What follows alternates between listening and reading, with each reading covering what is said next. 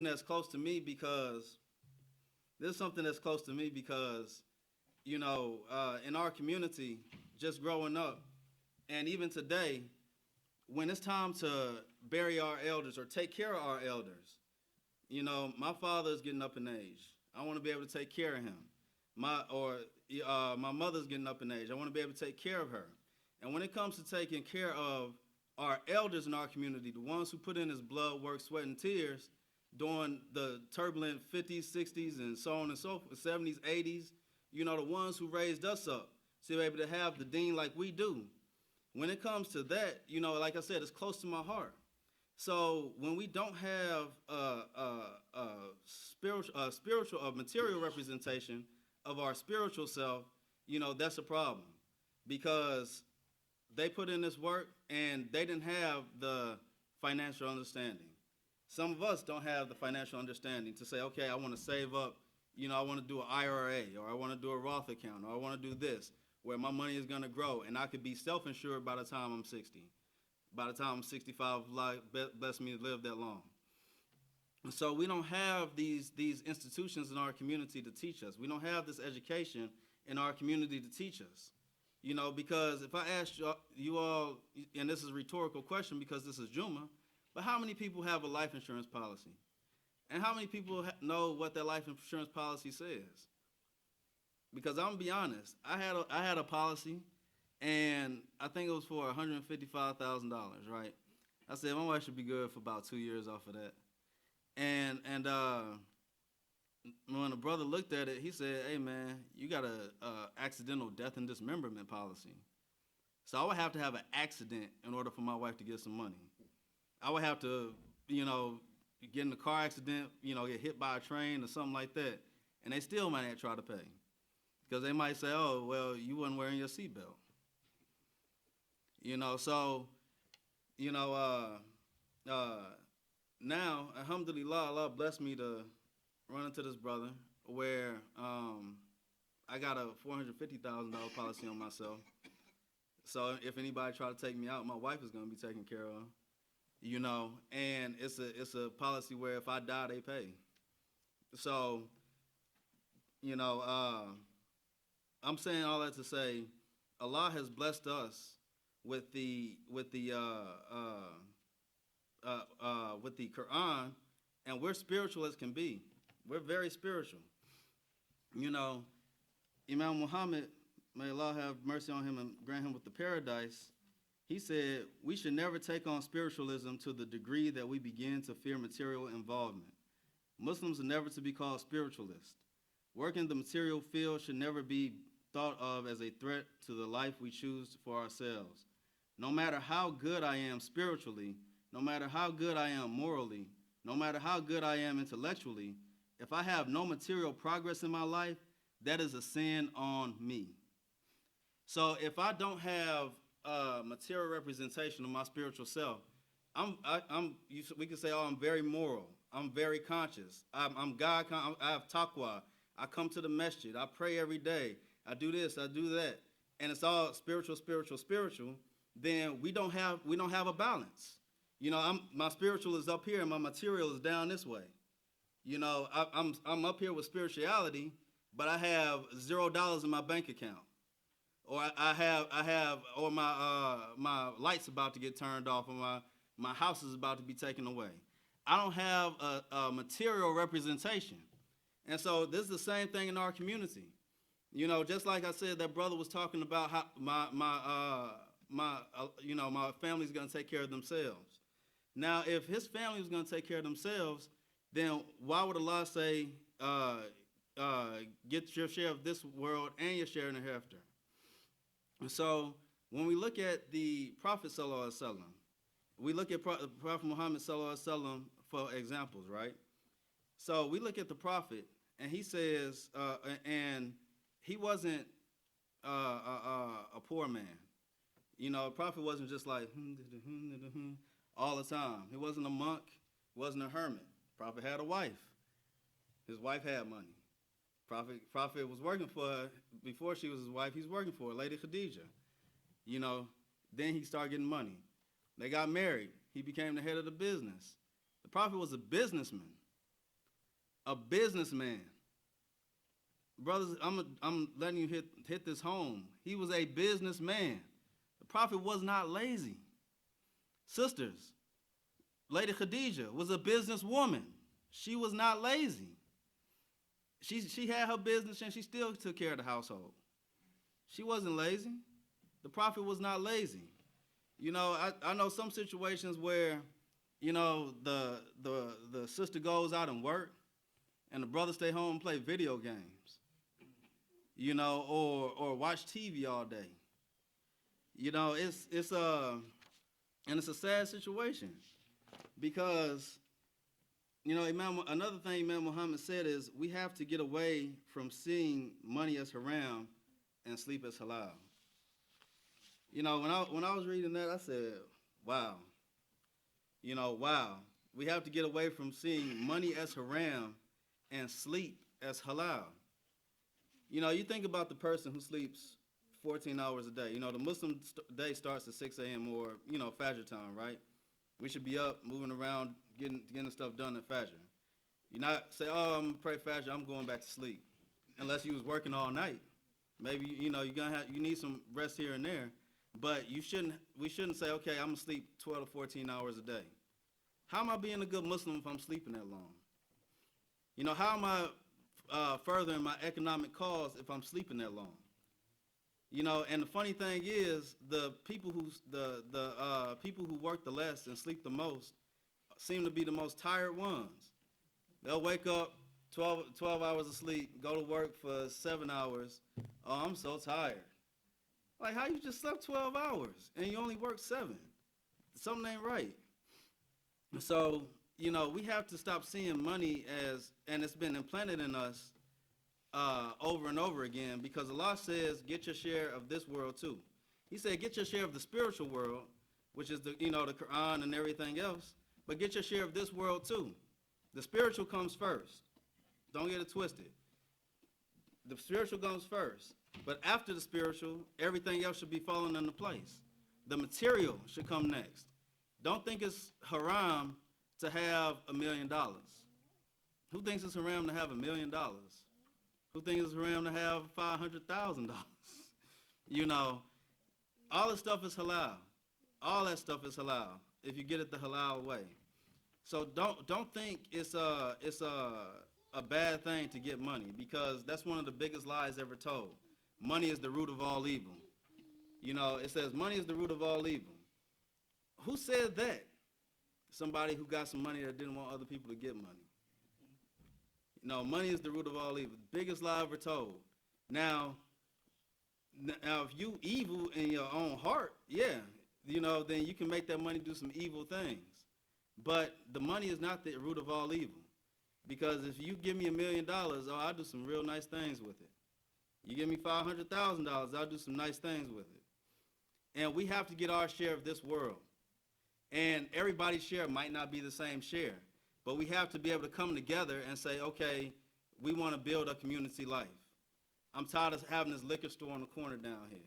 I'm tired of having, this gun shop on the corner over here.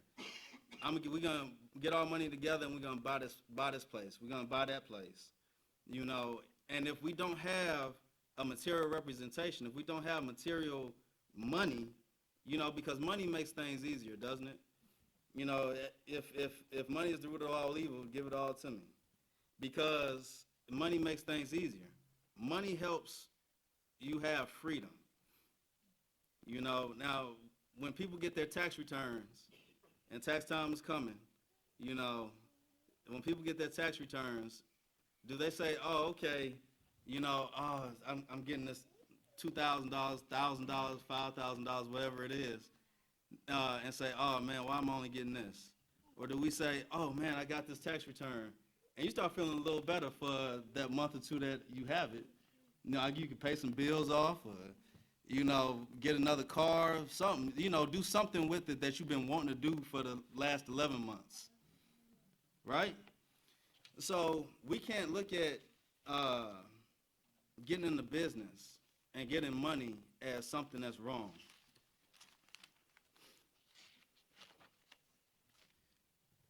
So Imam Muhammad says, it's talking about the land and the water. It says, if we can see that water represents the spiritual reality and land represents the material reality, then we should understand that we should get out of the deep seas of the spiritual life only and go build our reality on the waterfront. And this is in reference to, he was talking about, waterfront property being expensive. Everybody want to stay on the waterfront. I'm from Chicago. Those homes around Lake Michigan and all that stuff, those places around Lake Michigan, sky high. Even in Detroit, now that people are buying it up, people thought Detroit was the super ghetto, but people, they're buying Detroit up.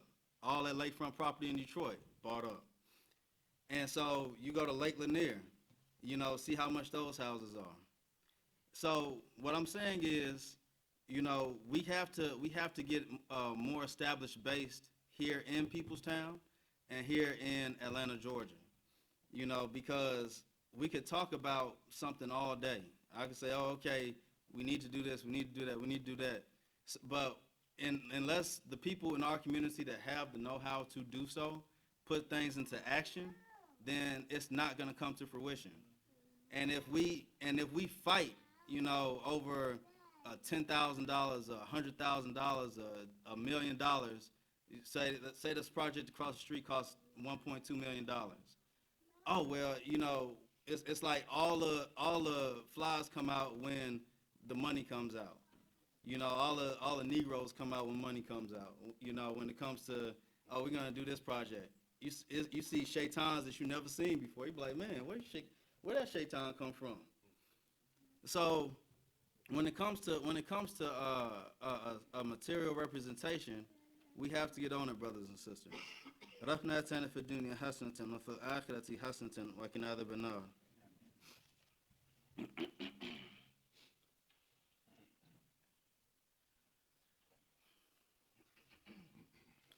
أعوذ بالله من الشيطان الرجيم بسم الله الرحمن الرحيم.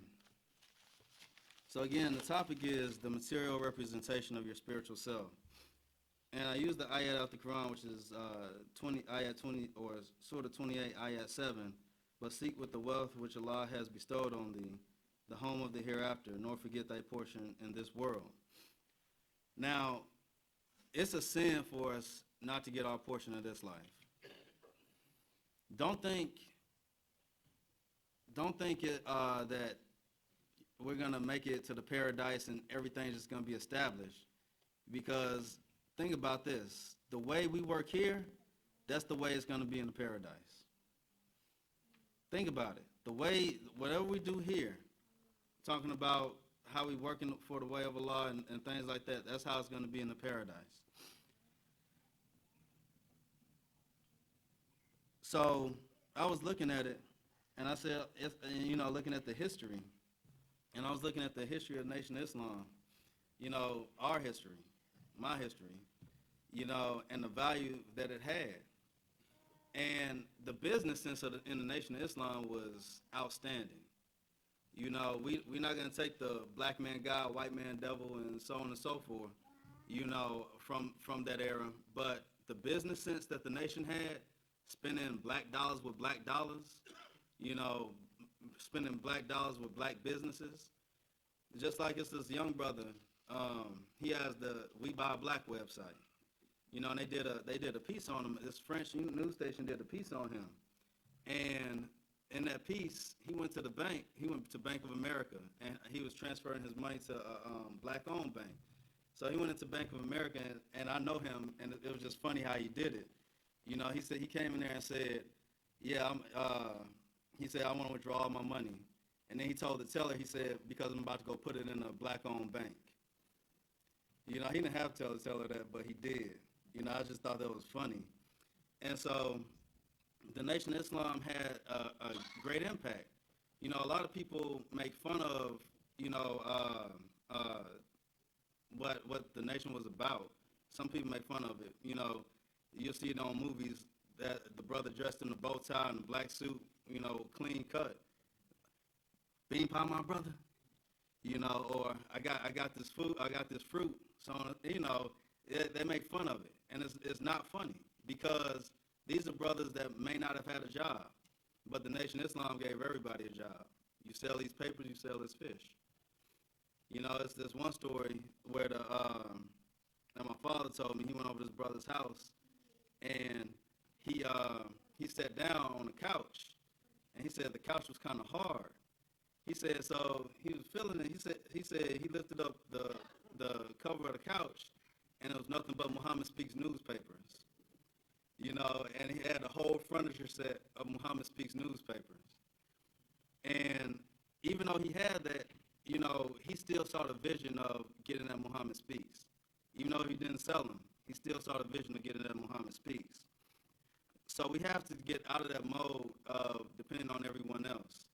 And I'm going to say, and don't take this statement the wrong way, but I'm glad Donald Trump got elected. I'm glad. You know why? It's a good thing for us. Why? I'm about to explain myself because I know I just lost a lot of y'all. But the reason it's a good thing for us is because we've been dependent on the government for too long. The government has made us, or the African American, dependent on them. So now you have not just Muslim African Americans, but African Americans and just people in general waking up and saying, okay, I can't depend on the government anymore. The food stamps, welfare, so on and so forth. I need to go out and create and do for myself. That's a good thing, brothers and sisters. Because when you see craziness going on, you say, okay, dang, I can't depend on this crazy person anymore. And then say, okay, it's time to go get my share. That's why it's a good thing that we have the president that we have. And I don't think this is the first time racist people have been in the White House. Come on now. It's been racist in the White House for the longest time. Obama was probably the break. I'm sorry. You had the break, President Obama, and then you had, it went back to the same old. So don't think this is something bad for the Muslim community. I know what they're saying. Don't pay attention to all the flash. It's like a magician's trick.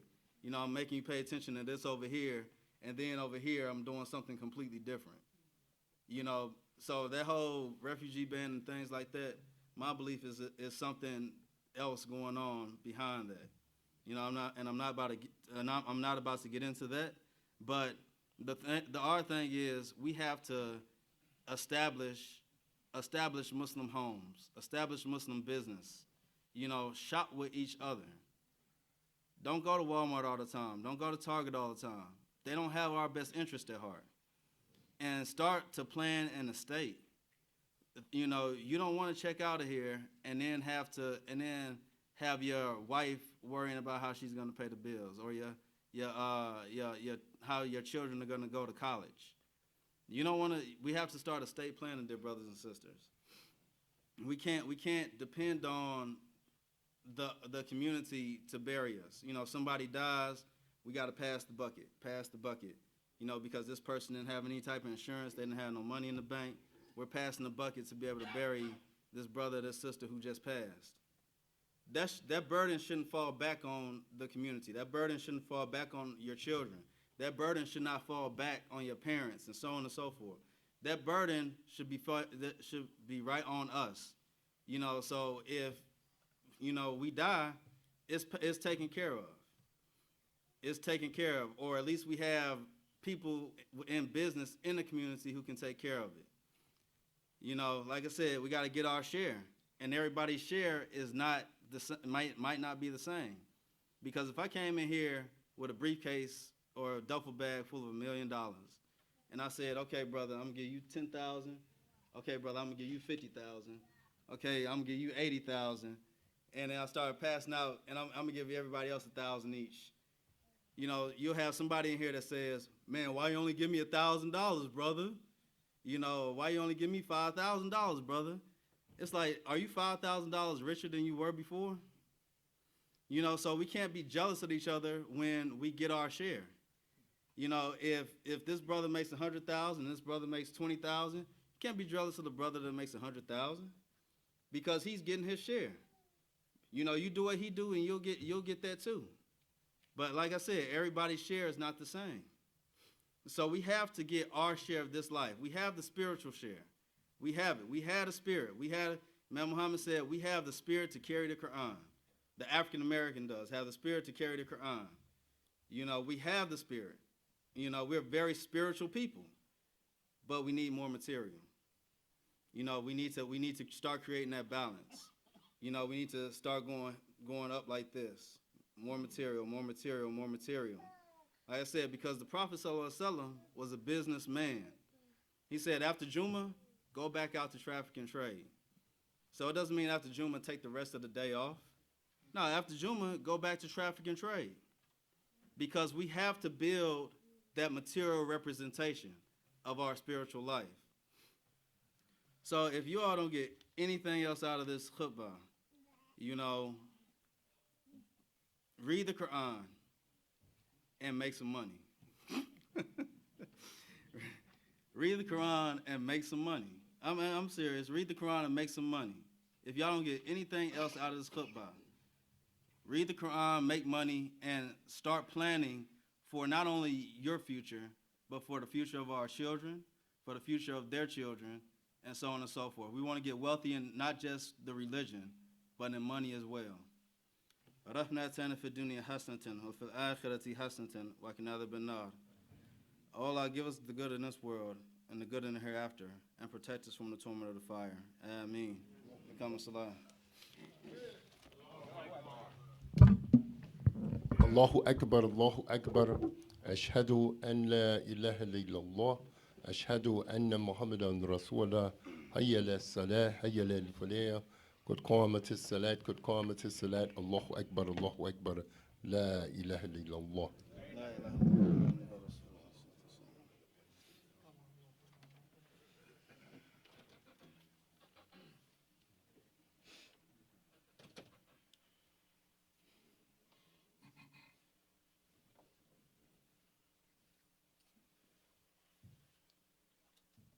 Allahu Akbar. Alhamdulillah Rabbil Alameen Ar-Rahman Ar-Rahim Maliki Yawmiddin. إياك نعبد وإياك نستعين اهدنا الصراط المستقيم صراط الذين أنعمت عليهم غير المغضوب عليهم ولا الضالين. والتين والزيتون وطور سينين وهذا البلد الأمين لقد خلقنا الإنسان في أحسن تقويم ثم رددناه أسفل سافلين إلا الذين آمنوا وعملوا الصالحات فلهم أجر غير ممنون فما يكذبك بعد بالدين أليس الله بأحكم الحاكمين. الله أكبر. سمع الله من حمده. الله أكبر.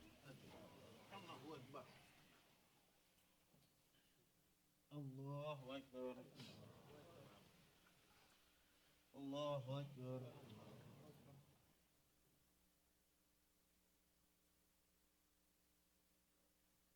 الله أكبر. الحمد لله رب العالمين الرحمن الرحيم مالك يوم الدين إياك نعبد وإياك نستعين اهدنا الصراط المستقيم صراط الذين أنعمت عليهم غير المغضوب عليهم ولا الضالين. قل يا أيها الكافرون لا أعبد ما تعبدون ولا أنتم عابدون ما أعبد ولا أنا عابد ما عبدتم ولا أنتم عابدون ما أعبد لكم دينكم ولي دين. الله أكبر. سمع الله من حمده. الله أكبر. الله أكبر. الله أكبر. الله أكبر.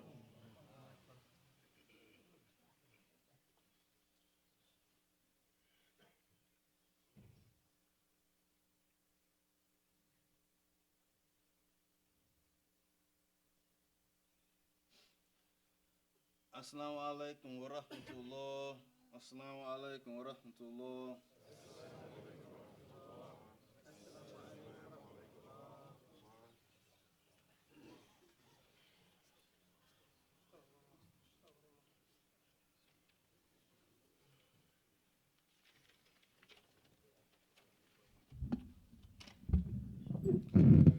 Assalamu alaikum.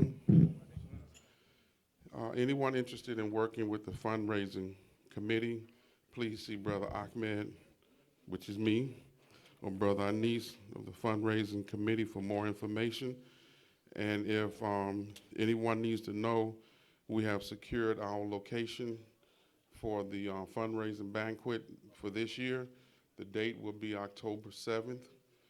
So that more information will be forthcoming. So we need people to be actively involved in this fundraising. Breakfast is served here at the masjid on Sunday mornings from 9:30 to 2.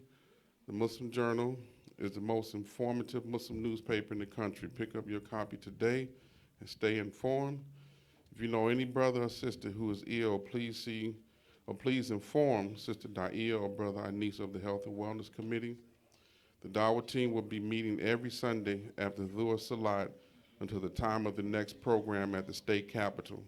All are welcome. See Brother Ahmed or Brother Akbar or Brother Thomas of the Dawah team for more information. Don't forget we have Arabic classes here every morning after Fajr Salat. And please, brothers and sisters, support Project Smile every Sunday and rise up. Assalamu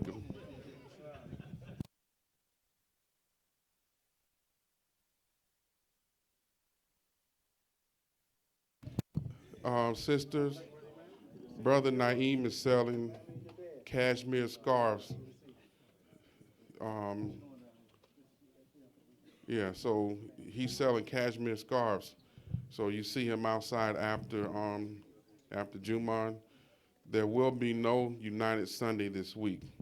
See Imam Daoud for more information.